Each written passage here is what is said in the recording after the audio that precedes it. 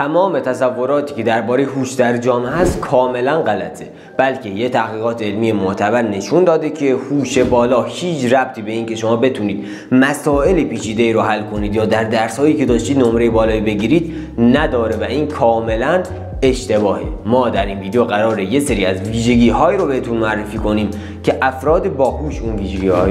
اون ویژگی‌ها رو دارن و اگه شما این ویژگی‌ها رو داشته باشید نشون میده که شما یه نابغه هستید. برای اینکه هوش رو بهتر بشناسید من باید دو دسته مهم هوش رو بهتون معرفی کنم. ما دو تا هوش داریم، یکی هوش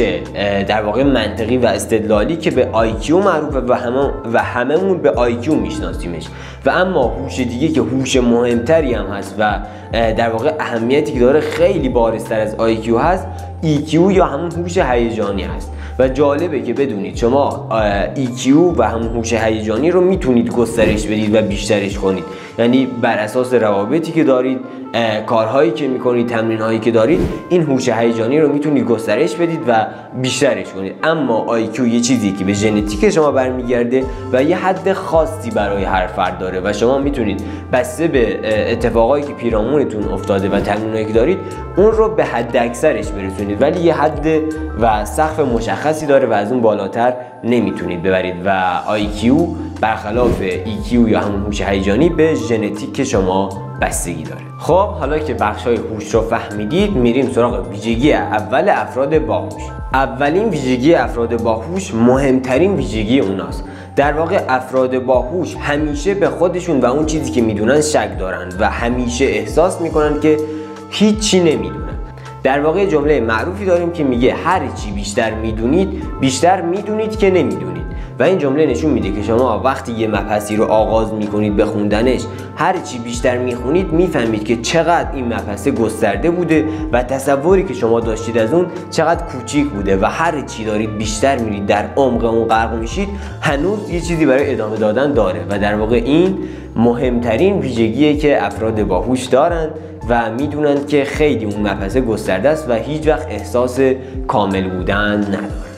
و اما دومین ویژگی که افراد باهوش دارن اینه که خود کنترلی بالایی دارن و این باعث شده که بتونن لذت‌های آنی رو به تعویق بندازن، یعنی کارهایی رو که انجام میدن دقت نمیکنن که اون کاره چقدر لذت یا همون هورمون دوپامین ترشح میشه، بلکه اگه یه کاری رو مفید میدونن اون کار رو تا ته انجام میدن، و اگه یه کار کوچیکی هست که لذت زیادی براشون داره ولی اهمیت نداره و فایده نداره رو انجام نمیدن. پس اگه شما کاری در زندگی روزمره‌تون بود که لذت داشت و انجام ندادید، این نشون میده که یکی از ویژگی‌های باهوش بودن رو دارید. جالبه که بدونید که به تعویق انداختن لذت‌های آنی نشون دهنده کارکرد اجرایی قوی مغز شماست که میتونه این رو به تعویق بندازه و در نتیجه این لذت‌های بزرگتر و ماندگارتری رو انتخاب میکنه، مثل موفقیت‌های تحصیلی، علمی و هر چیز دیگه‌ای که اون لذت در طول زندگی برای اون فرد میمونه و ماندگاری بیشتری داره.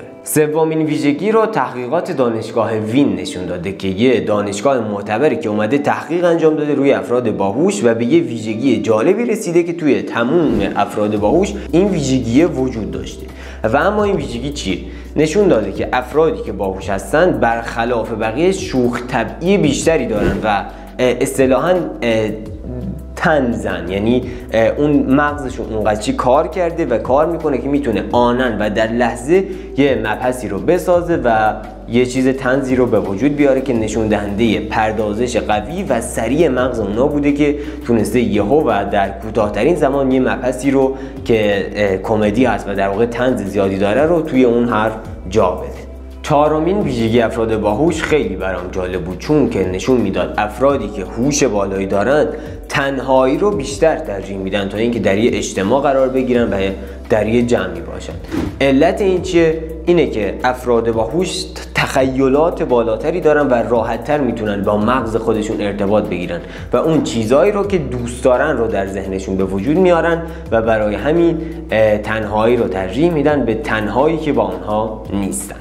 ویژگی پنجم رو همه افرادی که آیکیوی بالایی داشتن و معروف شدن داشتن، یعنی مثل آلبرت انیشتین کاملا این ویژگی براش مشهود بوده و در تک تک افرادی که هوش بالایی دارن شما این ویژگی رو میبینید. در واقع افراد باهوش همیشه چرایی براشون مهمه، یعنی کوچکترین اتفاقا، پدیده ها و یا پدیده های بزرگ سریع براشون سوال میشه چرا این اتفاق افتاد، چرا اینجوری شد، چرا این کارو کرد و ذهن کنجکاوی دارن و این باعث میشه که مغزشون هی سوال به وجود میاره که چرا اینجوری شد و این باعث میشه که سیناپس های جدیدی به وجود بیاد توی مغز و خلاقیت و اون آیکیو پیشرفت داشته باشه. ویژگی ششم نشون میده که افرادی که هوش بالایی دارن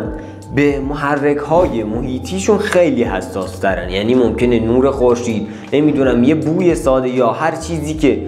مربوط میشه به گیرنده های اونا رو آزار بده. چرا این اتفاق میفته؟ چون مغز داره همزمان یه چیزی تو ذهنش پردازش میکنه و درگیر اونه. حالا یه محرک محیطی اضاف میشه به اون، یه بو باید اون رو مغز تحلیل کنه و این باعث میشه که مغز از اون محرک جدید به علت شلوغی که داره بدش بیاد و نخواد که این اتفاق بیفته.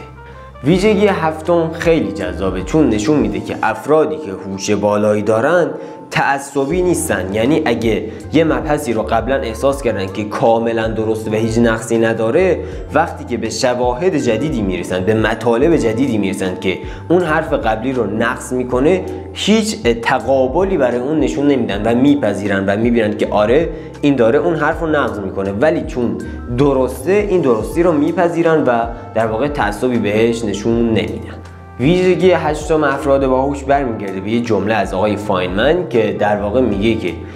اگه شما نتونستید یه چیزی رو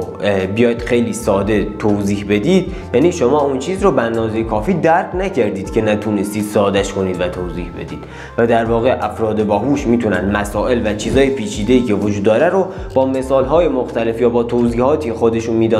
میدونن بیان و ساده کنن و توضیح بدن که بقیه و افراد دیگه هم اون رو متوجه بشه. ویژگی نهم در افرادی که رهبری یک گروهی رو بر عهده دارن خیلی بارزه و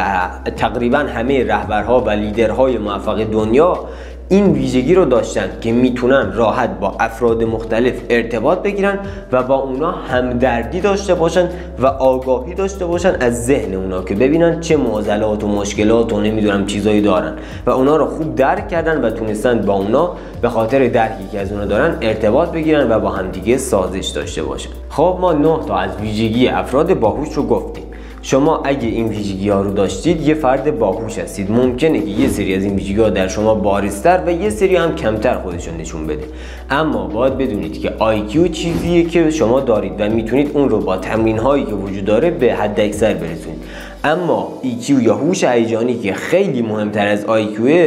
چیزیه که شما باید اون رو گسترش بدید و سقف خاصی نداره، بلکه هرچی شما باش بیشتر کار کنید میتونید اون